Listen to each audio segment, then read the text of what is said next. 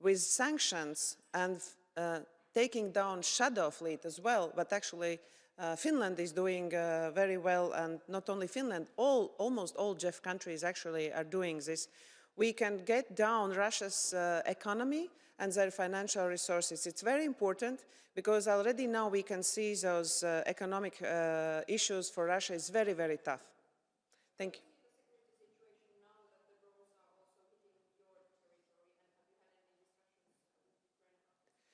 That's the situation of war. The aggressor is Russia. Ukraine has the right to defend themselves, and they are defending, and we will help Ukraine.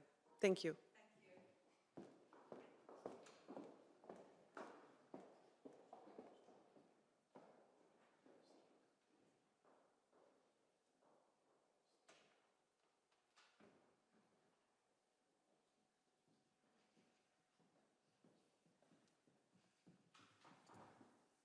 Good morning. First of all, I had the honor of hosting the GEF last May, and I'd like to thank President Stubb for convening us here in Helsinki. This is our neighborhood meeting, and the GEF has developed over years to be a very important way for the Northern European countries to come together, share analysis, and deepen cooperation on security. And by moving around in the region, we are also exposed to realities which are different according to geography. So when we were meeting in Norway last time, we were able to talk about the Arctic, the maritime challenges in the Norwegian Sea and the Barents Sea and the Arctic Sea. And now we've been exposed to the challenges here in the Baltic Sea. And this is very useful. I believe the GEF is not an alternative to NATO. It is basically how Northern European countries come together to deepen their cooperation inside NATO. And if we look at the big picture, it is Europe's responsibility to strengthen the European pillar of NATO. This is not due to the current American administration. In fact, it is an historic responsibility that we need to take. And that's why what I call neighborhood security is important. And that's why GEF is important for Norway, and I'm very happy to be here. You just had a chat with Rubio, the US State Secretary. Is US and GEF allies aligned on Ukraine? You are also having a chat with Zelensky today. Well, I know that the G7 foreign ministers will meet today. Ukraine will be on their agenda. I made it clear to Secretary Rubio that Ukraine war is drama for Ukraine, with refugees and destructions and daily attacks on their civil infrastructure, and that our support to Ukraine is very steadfast. For Norway's part, I think we are the #1 country now in supporting them financially. And this is because we support Ukraine and their right to defend themselves, but this has implications for European security. We cannot sit still and see that the military means will be used to change geography, change borders. And we make it very clear to the Americans that we encourage them to play their role diplomatically. We know that right now there is no progress in the negotiations between Ukraine and Russia with American role. But don't give up on that. We have to keep the focus. But at the same time, I believe we need to increase the pressure on Russia, which is the aggressor. And this conflict, if you go back to February 22, has been on an escalation. And I think at some stage there needs to be also a diplomatic process that can give a fair and lasting peace. How we can stop Mr. Putin and Russia? What are the means so that they are forced to stop their aggression in Ukraine? Well, I think in the first sense we need to support Ukraine's right to defend itself. That's why we have been providing from our stocks basic military equipment to defend themselves. That has basically been now, we have nothing more from our stocks, but we support their own ability to produce what they need for air defense, for drones, and we have now, I think, all Nordic Baltic countries a mutual relationship with Ukraine. What they learn at the front is important for us. I visited earlier this week the middle of Norway in Trondheim, where we have a training site for Ukrainian troops. We have trained 11,000 troops, and when they come to Norway, they also bring a lot of expertise and experience that we need. So that's the first point. then we have to step up the pressure, I believe. You know, we've had 18 packages of sanctions from the European Union, which Norway has supported. I want to see us live side by side with Russia in peace. I want to see that we have tranquility and security. But under these circumstances, I believe that pressure has to be built up. We are not an aggressive alliance. We are a peace. Do this to preserve and protect our peace.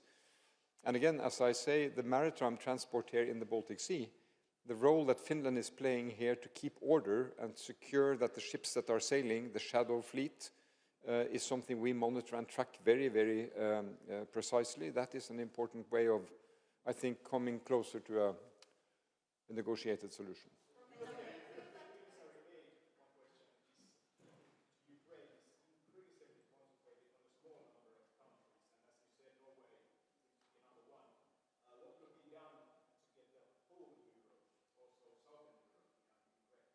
Well, I mean, now it's basically Europe that is supporting Ukraine, funding. Norway is in a position that we see we have a responsibility and the financial ability to support. We do that. But I think we have to talk to all our European partners that this is now a really European matter. And we need to explain again that the fate and the outcome of this war will have implications for all of us. So we have to work on that, and we also have to work on the American administrations that they are forthcoming. Thank you.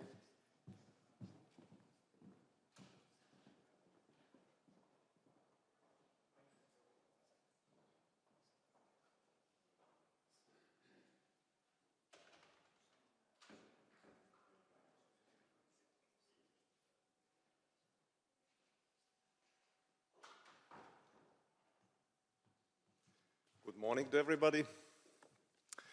I would address three maybe key points of today and take a few questions. As I know, I have 3 minutes, so I'll try to fit in. The first one is the topic of Ukraine. It's the most important topic still there is, because to be honest, everybody is probably watching what is happening in the Middle East, and with concern, and it's understandable, but for our neighborhood and our region, what's happening in Ukraine is with utmost importance, because this still is the biggest military conflict since Second World War in our region, and Ukraine needs our help. Assistance, money-wise, weaponry-wise, and all that we can do.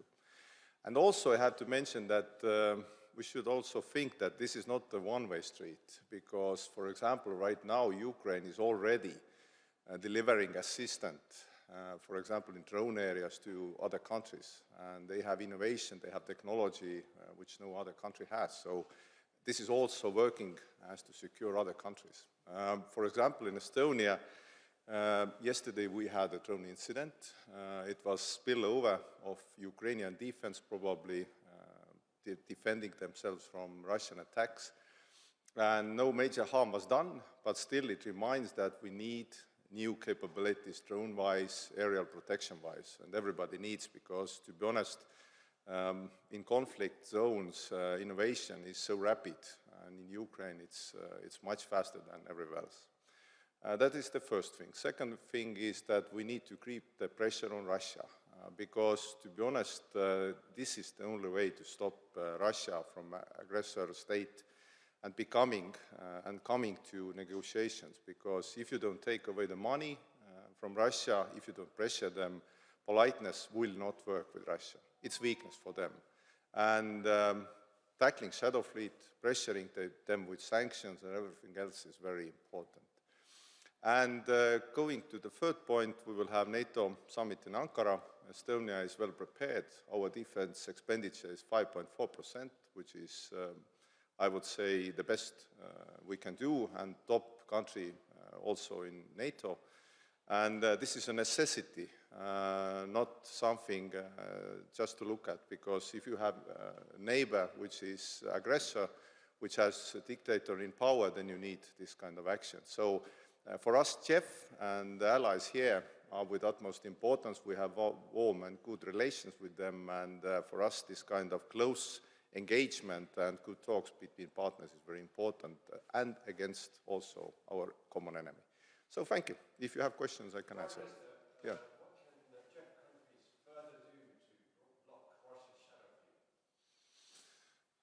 We have already done a lot, because to be honest, when we started the discussion about shadow fleet, I can remember that even in Estonia, we had this kind of discussion on the political field that should we be this aggressive towards Russia, because this is their money and you have this kind of ability to this kind of open seas principles and so on. But right now I would say that, for example, when we look to Finns, and Finns are quite good at it, Swedes, even Belgium, France, UK has made a decision. So the first one is intent, and the intent in CHEF countries is there.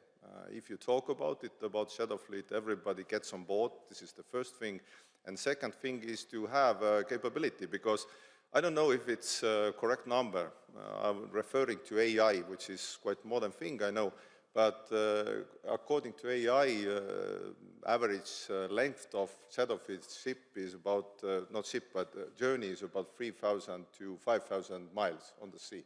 So you have a long distance to intercept, not Russia all the way. So all the countries involved here can do that. And we have also capabilities, and also in European Union and different kind of partnerships, we can pressure every country that gives the flags to this kind of shadow fleet ships and so on. So we have the ability, and I would say that the first thing was the shadow fleet and also Russian assets. The next one, which we are also proposing in European Union, is the combatants, because, for example, Russian fighters coming to European Union, this will be the next big thing to pressure Russia on. Thank you. There are lots of ships from the shadow fleet now in the Bay of Finland as they come dock Oslo and Primorsk. Is this like a momentum? Could anything be done now? To be honest, it's a big question for everybody around the Baltic Sea and on the way, because as in Primorsk and Ust-Luga, as much as we know, a lot of harm has been done. They are not capable of pumping everything they were able to do right now, and there's a big question: will ships pile up in our sea, and what will we do? So this probably will be among the topics to discuss today. What can we do? Thank you. Many analysts have said that Russia has lost all their strategic goals in Ukraine war, but it's also possible that we are not seeing Ukraine winning the war either. How should Europe or this area be ready for that kind of scenario? No, I would say that we can go back many years. It's already fifth year war is ongoing. And you can remember Vladimir Vladimirovich Putin saying that this will be a 3-day special operation. It hasn't been a 3-day special operation, not even close. And I would say right now, if you are looking at Ukrainians, and we are constantly talking to them, they are in fighting spirit.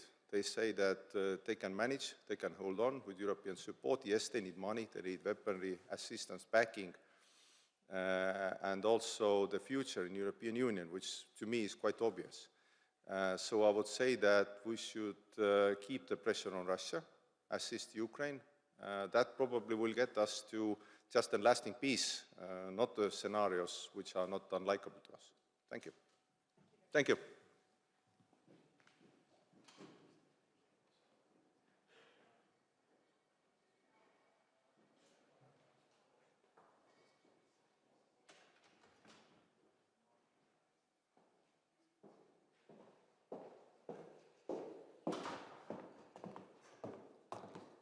Hi, good morning.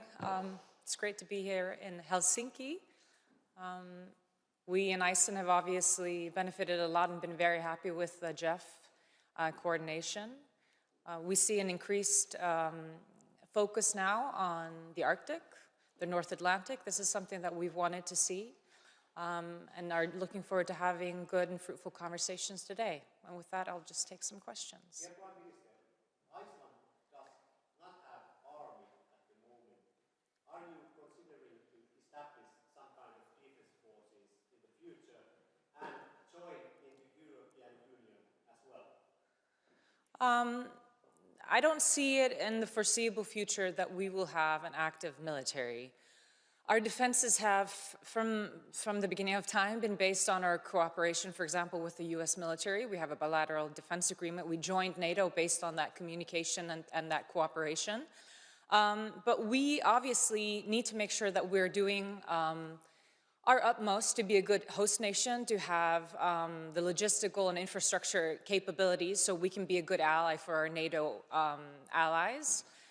So our biggest focus when it comes to military expenditure has been to make sure that our airbase, our Keflavik Air Base is strong, that we have good facilities for air policing. So we see Iceland more as a hub, as a structure to be useful in that regard. And we're very focused on the fact that we're basically not spending money on capabilities that don't work to the advantage of the alliance. So I don't see that changing in the foreseeable future, but we're still spending quite a lot and much more than we did before on defense capabilities, but it's more host nation supported.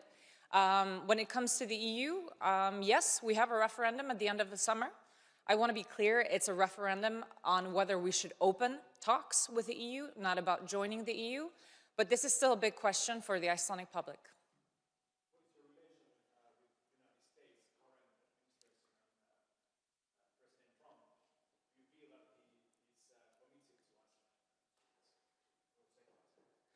We have actually, and we saw this also during the first administration of Trump, but even further now, despite maybe the political developments that you might be seeing towards Europe, we see more focused, if anything, on Iceland. Our communication and work with them has been very good. We've seen increased focus in general on Iceland, and we've been stepping up our capabilities when it comes to working with them. So at that sort of practical level, we haven't seen any change, and if anything, a better operational relationship between the two countries. You are having today discussions with the Canadian Prime Minister. Are you hoping to see more dialogue or cooperation with Canada on JEF also when it comes to Arctic security? I think it would be very important. I think there's always, at least since Iceland joined JEF, been this discussion of whether JEF should be bigger, who should be in JEF, and I think there's a balance that needs to be found, because you don't want too many structures within NATO, because NATO is obviously very functional. I think for a country like Iceland, Canada is very important. We are neighbors when it comes to the Arctic. We are neighbors when it comes to the US. We are neighbors when it comes to Russia. So I think it's positive to have Canada with us in that cooperation. Whether they're full members of a JEF is a bigger discussion, but this JEF Plus has worked very well for us. Okay, thank you.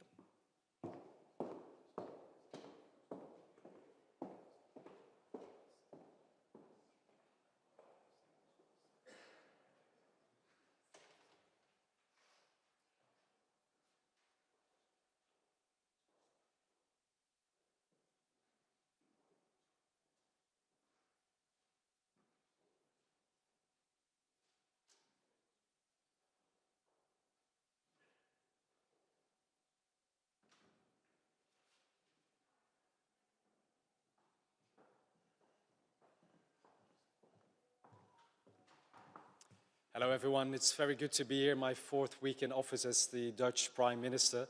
The JEF is a very important platform for us to work closely together with our allies to protect the northern part of Europe, to step up our joint cooperation on security, and that is of utmost importance in these challenging times where we see hybrid and physical threats from Russia, the Russian aggression continuing in Ukraine as the biggest threat for European security, but obviously also other geopolitical challenges all around the world that are affecting the European security and economy. And we have obviously the NATO as our most important alliance for our safety, but this JET platform is very crucial to increase the European cooperation and the European pillar within NATO. So I'm looking forward to the discussions ahead. Dear Prime Minister, you are new at your post. What is your message to Russia and Mr. Vladimir Putin? And what is your government's Ukraine policy? Will the Netherlands deploy more weapons to Ukraine? We are very clear on Ukraine. We will continue our support for our Ukrainian friends, both financially, military and non-military. as long as the Russian aggression against Ukraine continues. And the Netherlands works closely together with all allies to make sure that Zelensky and his troops can continue to fight, and that in the end, if a peace deal is negotiated, it will be a peace deal that is acceptable for the Ukrainian people, and we will do whatever we can to support the implementation of that peace deal.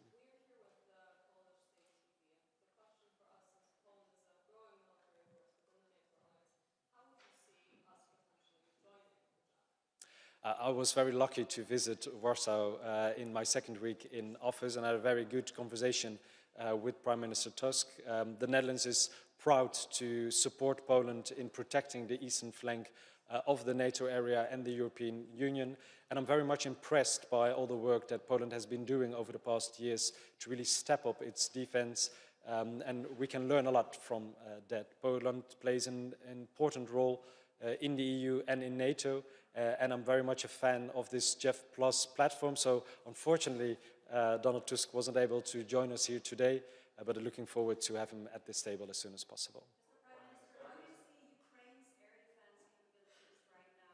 The Iran war has demanded a lot of American defensive missiles now being brought to the Middle East. So does Europe need to step up also deliveries of missiles for Ukraine? Obviously, the war with Iran and the bigger escalation in the Middle East is a threat for Ukraine, because we are spending so much now in the Middle East, a lot of heavy equipment that would have been better fit for the Ukrainian protection.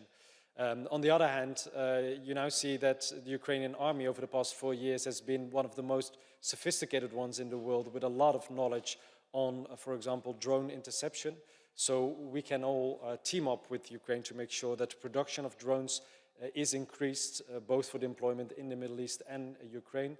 And obviously we're trying to pull together resources to have more deliveries to Ukraine also for this year.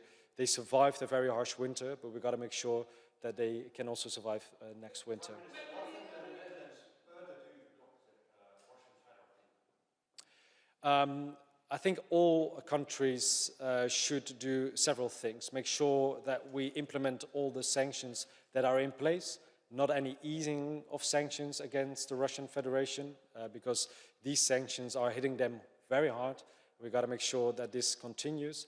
The shadow fleet is for them a way to avoid sanctions, and the Netherlands is, together with other countries, now setting next steps to make sure that we can intervene in this shadow fleet.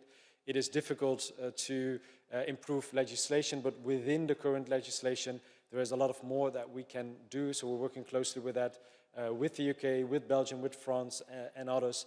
So I expect in the weeks and months to come more interventions in the Russian shadow fleet. Donald Trump has been calling European allies to join and help in the Strait of Hormuz to be open. Do you see any kind of role for European states or for Netherlands? The war in the Middle East is impacting the whole world, so a quick de-escalation would benefit us all. So we're calling upon the Iranians to stop the attacks on energy infrastructure in the region. We are now, together with France, protecting Cyprus and the Eastern Mediterranean, and we will look into any other mission in the Strait of Hormuz, but only after hostilities have stopped, with a clear international mandate and with one goal: to open up the Strait of Hormuz for the international trade, not only for Europe, but also for the global south. Thank you very much.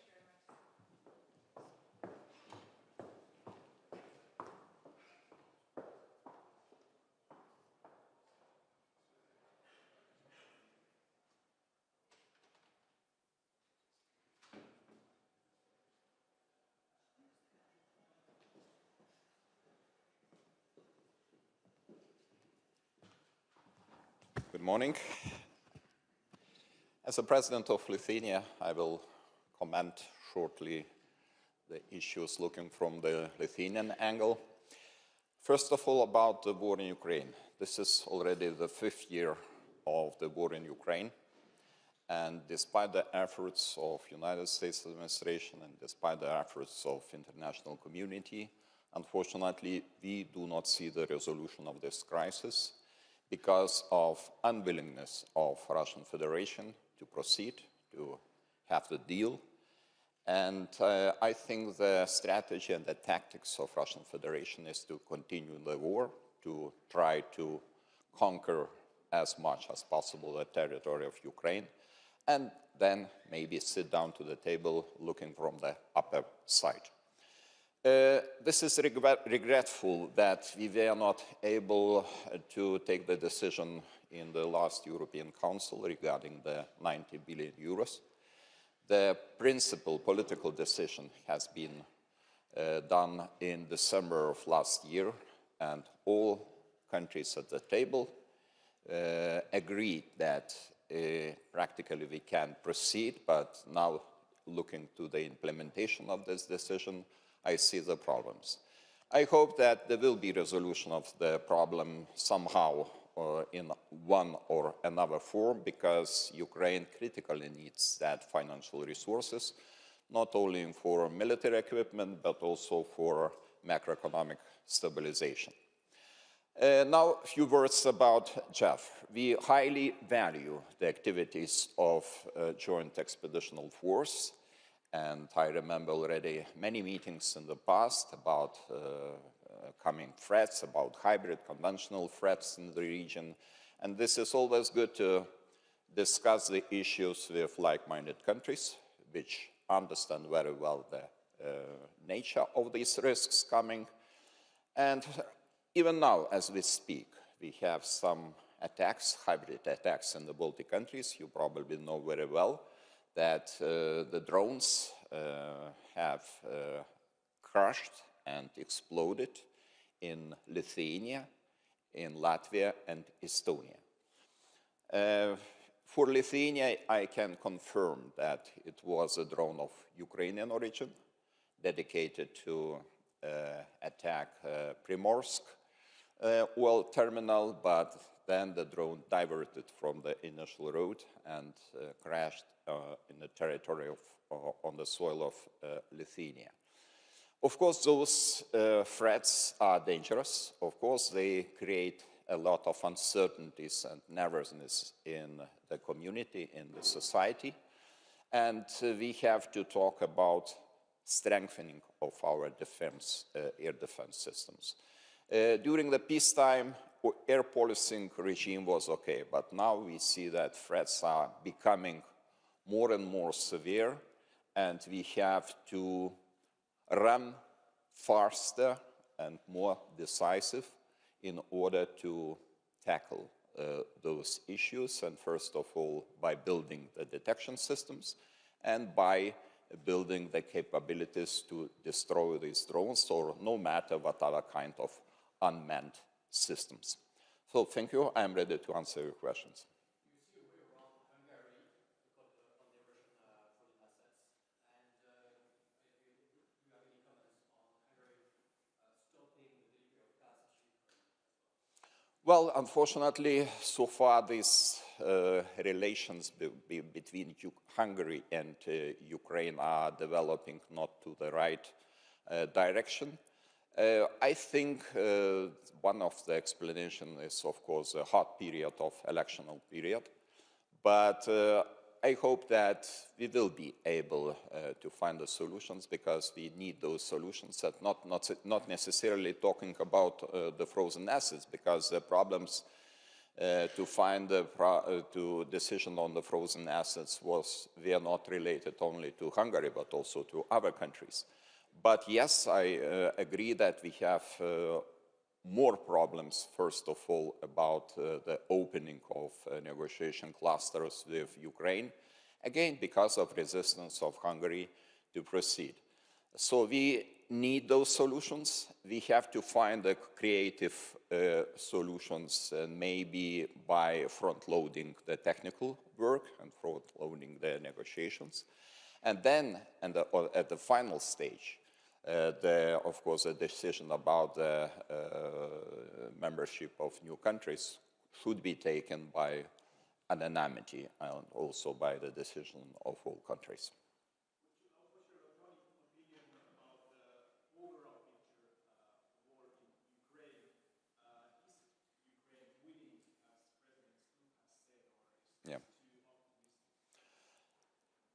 optimistic?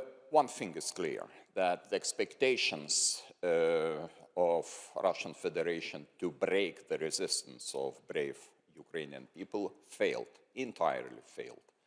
And of course, there are moments when Russians are maybe a little bit more successful, but in general, taking into account how long is this war and how small are the wins of Russian Federation, how small are the territories they were able to conquer, and how big are the losses they are suffering every day.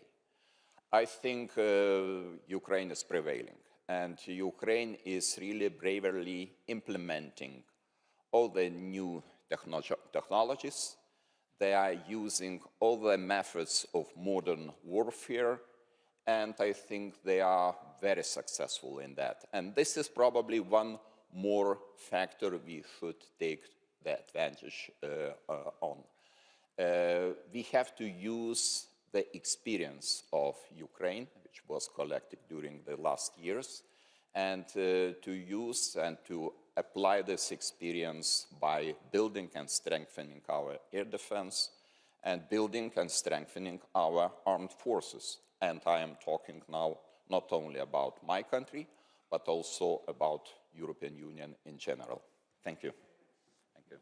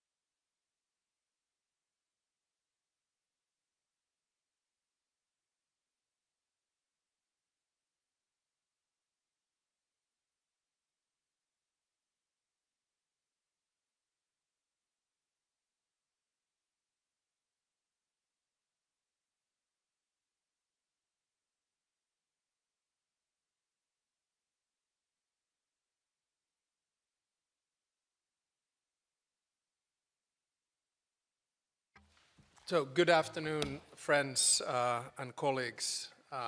Welcome to this year's GEF. I really look forward to a day that started by looking at the way in which we run our operations with the border guard and together with the defense forces. Our program today is going to be one where we focus first on the east, mainly on Ukraine and Russia. Then we go up north to deal with the Arctic, the North Atlantic, and the Baltic. And then we're looking at a few issues relating to the future of GEF. And then, of course, having a nice dinner at the Mannerheim Museum discussing transatlantic relations. I think in today's world, coalitions matter more than in a long time. And the way in which I see GEF is that we're based on values and interests. That's where they meet together. Our approach here in Finland to defense is one which is layered. The first layer is our national, the second one is our regional, and the third one is NATO. And I see GEF very much as a bridge between these. I also think that GEF is of strategic importance and that we are probably one of the most agile, flexible, and quick coalitions around. So with these words, I want to welcome you and hand it over to the father of GEF, the United Kingdom, and Prime Minister Starmer, before we then have Volodymyr Zelensky on the screen. Well, look, thank you, Alex, for bringing us together, and thanks for your hospitality.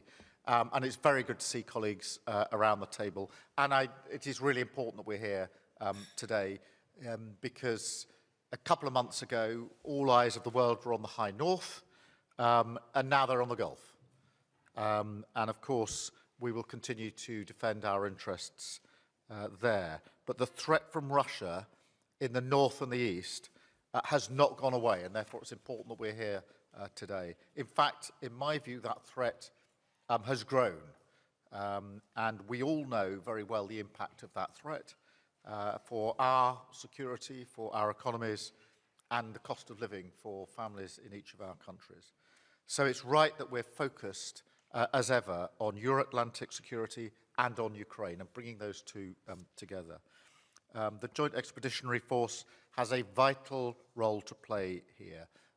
And 12 years in, I think we can say it's proved agile and effective in coordinating, collaborating, and allowing us to think together, to train together.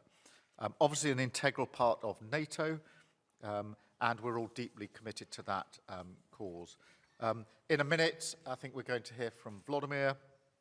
I think it is important that as we sit here, we remind ourselves that in the face of Putin's abhorrent attacks over the winter, which have been severe this winter in terms of their intensity, attacking infrastructure, particularly energy, and civilians, I have to say the fortitude of the Ukrainian people is extraordinary and not a little humbling, frankly. And we must never lose sight of that.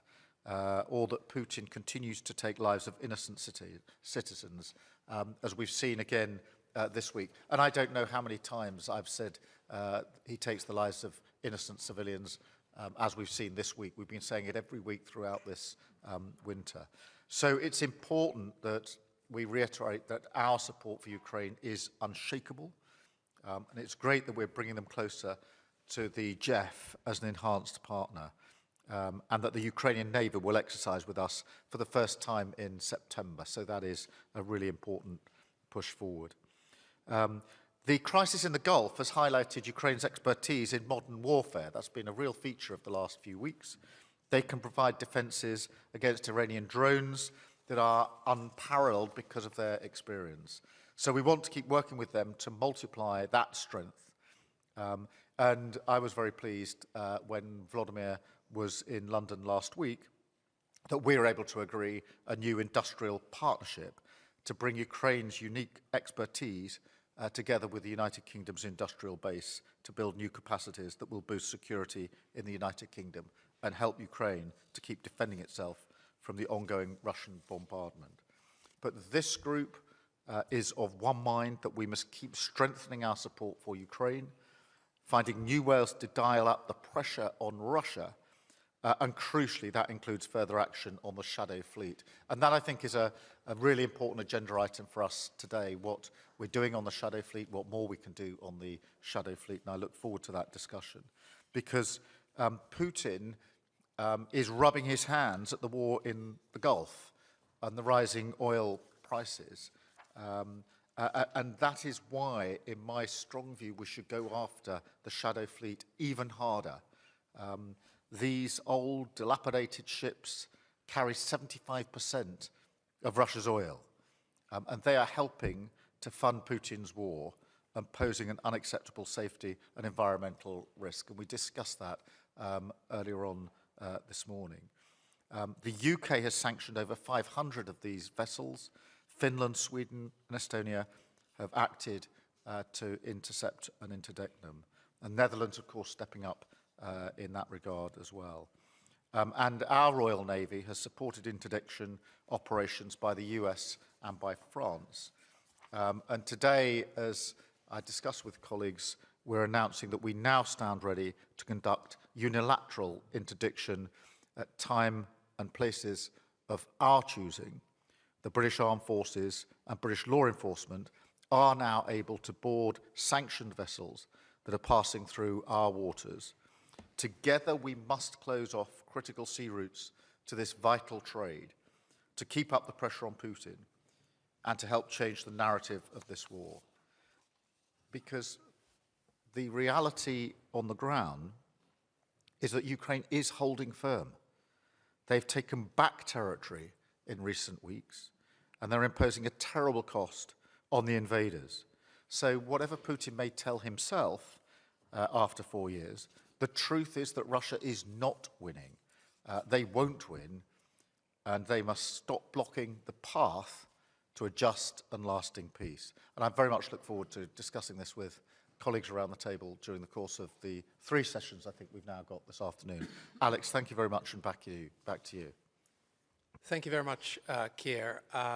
Next, we will have Vladimir on the screen. So we'll wait a little bit for the media to leave the room.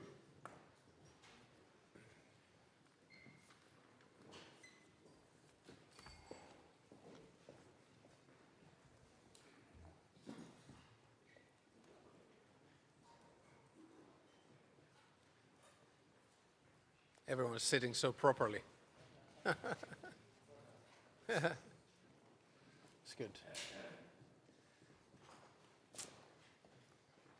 So, as you will know, the original intention was that Vladimir would join us live, but we had to do a little bit of rescheduling because of the travels of Vladimir.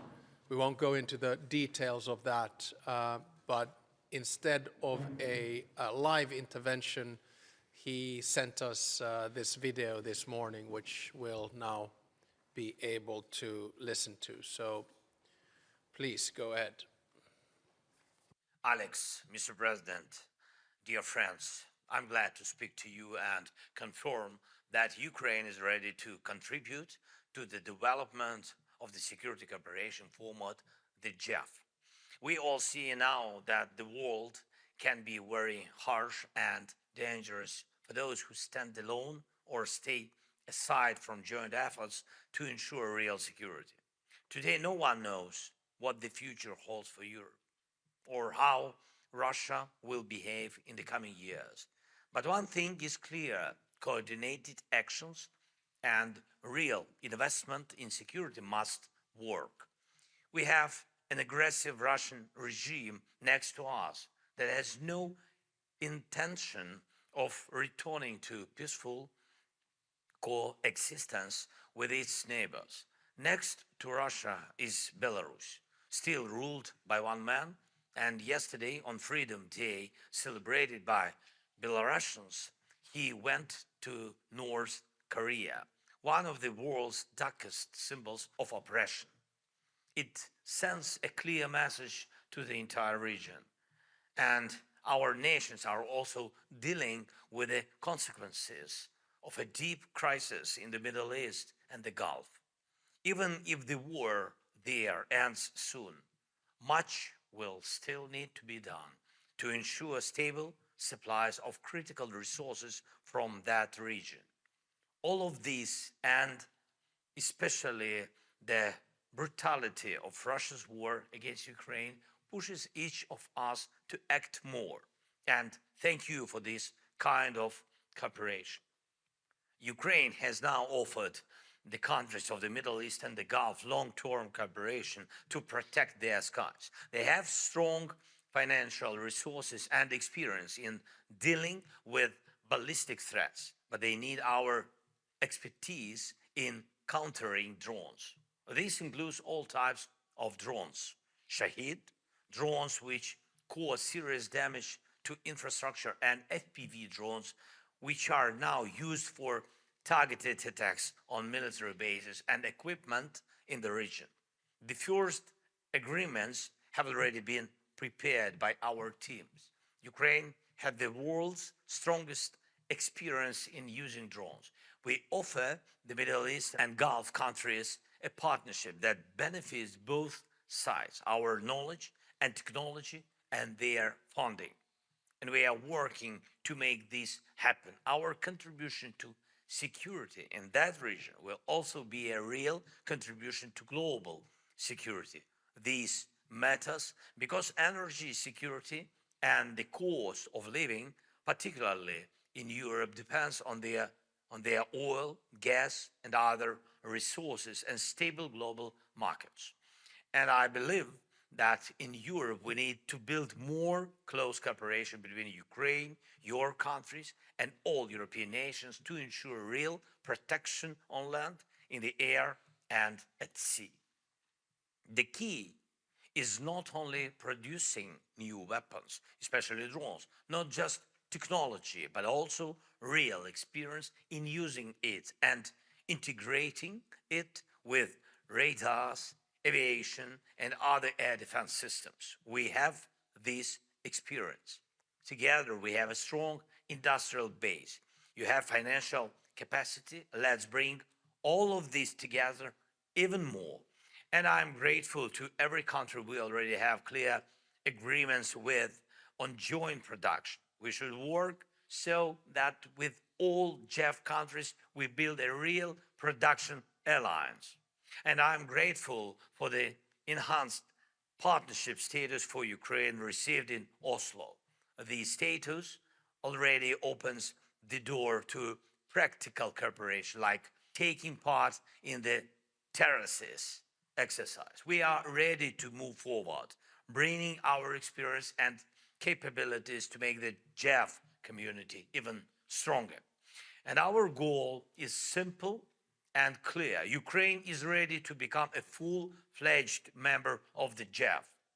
And thank those who work closely with us across the military, defense ministries, and special services. We need to come together and strengthen our shared experience so we can be strong in every area, protecting lives, infrastructure, energy, the seas, and cyberspace. And I believe we can do this. I believe that a free Europe will prevail over all who threaten us.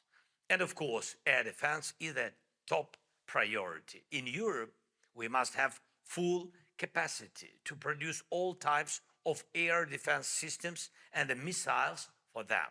This includes protection against drones, cruise missiles, and ballistic threats. And we cannot rely on other partners' industries. We must be confident in our own industry here in Europe. Please, let's keep moving this work forward and speed it up. And while we are building this capacity, please remember that we need protection from Russian missiles every single day. And I'm grateful to those of you who actively support us through the Pearl program. It's critically important. And one more point. Oil and gas markets are very uncertain now. But we must not let Russia take advantage of this. We all know that for Russia, money from oil and gas means more time for war. Putin turns every dollar he earns into killing and destabilization. So please keep the pressure on Russia. Its tankers and shadow fleet must not feel safe in European waters. I thank Denmark and Sweden and France for detaining these vessels, a clear demonstration that enforcement is not only possible but effective. Now we must go further. These tankers must not just be stopped, they must not be used to bypass international law. We need joint action to create strong laws in Europe that allow countries to block Russian tankers and confiscate the oil. This should be a real tool to take away Russia's ability to pressure Europe. Please also help others in Europe move these decisions forward and implement them at home. Please, let's do this. Thank you. Slava Ukraini.